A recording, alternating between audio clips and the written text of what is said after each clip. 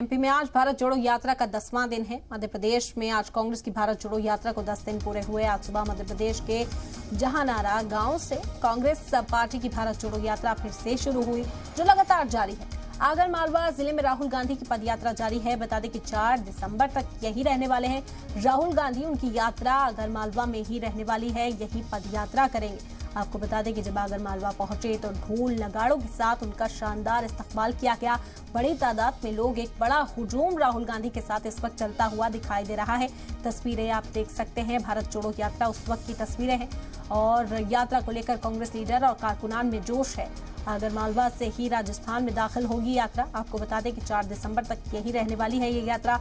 आगर मालवा में पहुंचते ही एक बड़े पैमाने पर शानदार इस्तकबाल की यहां तैयारियां की गई थी और उसी तरह से उनका इस्तकबाल किया भी गया। 4 दिसंबर तक आगर मालवा में रहने वाली है ये पदयात्रा। ढोल नगाड़ों के साथ भारत जोड़ो यात्रा का इस्तकबाल यहां पर हुआ और यात्रा को लेकर कांग्रेस लीडर और कारकुनान में खासा जोश है।